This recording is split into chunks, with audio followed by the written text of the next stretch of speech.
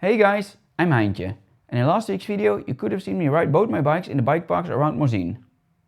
This gave me a really good comparison between the bikes.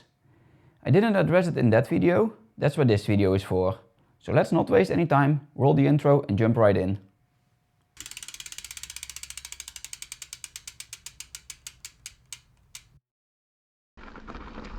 Let's start out with the bikes, while I show a trail that unfortunately didn't make it to last week's cut. First, my e-bike. It's a specialized Canevo. It has 180mm of suspension front and rear. Sure, it's an e-bike, but that doesn't really help you in a lift access bike park. However, the weight, the motor and the battery added do impact the riding a lot. So for comparison, this bike weighs 23 kilos. Now for the Hardtail, a noob-proof scout. It has 140mm of suspension in the fork and of course none in the back. This one is a whopping 10 kilos lighter and weighs only 13 kilos. Both bikes have 27.5-inch wheels and both bikes use Magura MT7 brakes to slow down, so except the suspension and the weight, they are relatively the same. With that out of the way, let's jump into the first comparison, jumping.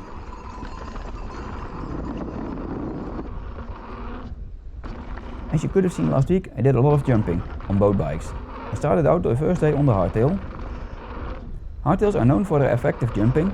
On fullies the suspension can soak up the takeoff, so I was expecting quite a bit.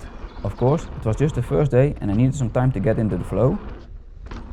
As you can see, I cased a lot of jumps. A lot. This happened for multiple reasons. First, most jumps were new to me, so I didn't know what was behind them. Sorry Joris for bringing up your crash, again. But this is the perfect example of why sometimes it's better to stay on the safe side. However, be sure that it's a table and not a gap. The next reason, I'm very familiar with casing. I've cased so many jumps by now. I've also overshot some, and that feeling is way more scary, so unconsciously I rather jump on the short end. Both reasons that have nothing to do with the Hardtail. The next one however, I'm afraid the impact will be harder due to the lack of suspension. Yes, I do know this is not true. Sure, the bike doesn't absorb as much, but the seat of the Hardtail is lower, therefore I can absorb more with my legs, so this should not hold me back, but it does. Now a jump line that's great for comparison. It starts with two small and easy jumps, then two bigger ones. As you can see, in the first one of the day I almost cleared them. However, at the end of the day, having done them 4 or 5 times, I still didn't clear them. The next days I picked up my fully e-bike. When I got back to these jumps on the 4th day, I eventually managed to clear them, although it still took me a couple of tries.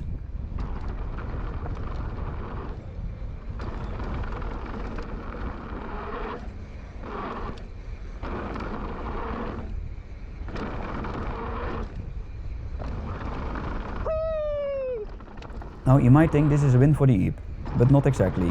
On the other side of the mountain were a couple of similar sized jumps that I first did on the e-bike and just didn't make. Sure, with this bike I'm a little less scared to case, but still as scared to commit to a jump. You can also see that later in the week when I got back on the Hardtail, I cleared these jumps as well. So when it comes to clearing jumps, it comes down to my commitment and skill. It's not that one bike makes me a better jumper over the other. However, there are some differences in feel. You'll definitely notice you'll need less speed and effort to jump the Hardtail. When it comes to stability, the Hardtail doesn't disappoint me at all. This brings me to the Eep. Due to the weight, this one is so fucking stable, it's insane. Yeah, you need more speed to get it to fly, but once it does. In bike parks, getting that speed is not an issue. Just let it roll down and the weight provides you with the speed you need. However, on flat terrain it gets really hard to get the Eep up to speed, especially since it only assists you till 25 km an hour. After that, it's all up to you. So, to conclude the jumping section, both bikes jump different, but there isn't a clear favorite for me. The fully e-bikes give me a little bit more of a whatever mentality, although I think it's more a mental thing than a limit to on the Hardtail. I need some more time to get used to what the bike can handle. That it doesn't make a difference to me doesn't mean a Hardtail is for everyone. For beginners, I think the forgiveness of a fully and the stability of an e-bike are really beneficial. Next section, braking bumps. A feature nobody wants, yet every popular trail has them.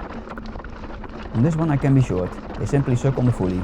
However, they suck squared on the Hardtail. It's so bad that you really start taking terrible lines just to avoid them.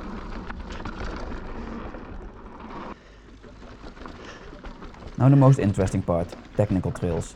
Let me again start with day 1. On this day we did some unofficial trails with a lot of routes.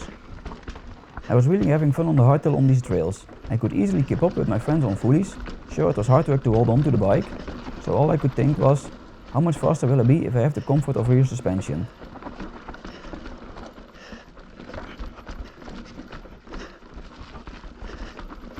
A few days later, when I got to the same trails with my e-bike, it was time to blast down, right? Well, not so much. Now I realize that the weight is even a bigger factor than I initially thought. With the e-bike I'm always comfort braking, as where I can let go of the brakes now and then on the hardtail. While writing the script, I have no clue which bike is faster. Now I could do a comparison edit, but honestly, I don't care. The hardtail feels faster, since you have to work harder for it. It also feels more rewarding to get down with flow. Also, line choice is something to address. The weight of the e pushes the bike over almost every root or rock. I know it can be done, but it's quite a challenge to go over the bars on an e-bike. So line choice isn't as important on the e. Adding to that, when you do want to choose a line, it's also harder to change directions with that weight. Also, it's nice to be able to choose your braking points more. If you let the e get only a bit of speed, it gets hard to slow down again. This was most clear on the track of Champery. This very steep and slippery track was a real challenge on the e-bike. I really had to control my speed all the time, however, this makes the turns even more scary. The front tire has a finite amount of grip, and that was not even that much in this mud, so having to use it for both braking and steering without exceeding the grip is a true challenge. Therefore I rode even slower. Now I would really want to try this trail on the hardtail as well. Unfortunately that didn't fit in the plans for the week, so no real comparison. The first day I was getting arm pump from handling the hardtail. Strangely, it wasn't even that hard on my legs. I hoped that the arm pump would be less on the e, however that wasn't the case. Only now the arm pump came from the constant braking. So for the last day I switched back to the hardtail, having a ton of fun on some tech trails, even pretty gnarly ones.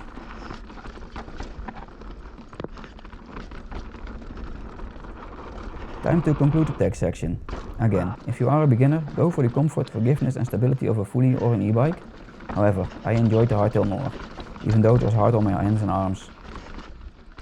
The playfulness of the light bike was slowly getting to me, although it still isn't as playful as you might expect.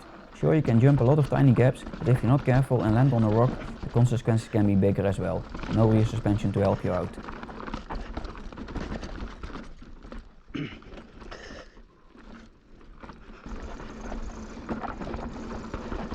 This trip has really got me thinking on what to do now. The EP has really helped me become a better rider, and I'm glad I bought it 5 years ago. However, now I think it's time to move on. The first step is easy. To help me with the arm pump on the hardtail, I could upgrade the fork. Right now the bike has a 140mm RockShox sector. Installing a lyric would already make a huge difference, and I think I can also increase the travel to 160mm. The next step is harder, replacing the Kenevo. I feel like I can handle almost everything with the hardtail now, and I love how light the hardtail is. So one option is to get a lightweight e-bike. Those are between 17 and 19 kilos, a lot lighter but still pretty heavy. Also quite a bit more expensive than man-powered bikes. Then the non-e-bike options. On one hand I'm thinking of a trail bike. These are barely heavier than my hardtail but do provide a bit more comfort. Or I could go all out with the suspension and go for an enduro bike, sticking to the 180mm suspension but then a lot lighter than the Kenevo. Then there is, of course, even the option to go bigger and get a full downhill bike, or I could get something in the middle. My first thought is to get an enduro bike, the most versatile option. But then again, most of it can also be done on the hardtail, except for the real hard bike park stuff, so a downhill machine could also have its place. I don't know, what do you think I should buy? Please let me know in the comments what kind of bike I should get and why. At this point I'm not looking at brands, just a type of bike. Thank you very much for watching and your input. As always, I hope to see you back for my next video. In the meantime, have fun riding. Houdoe!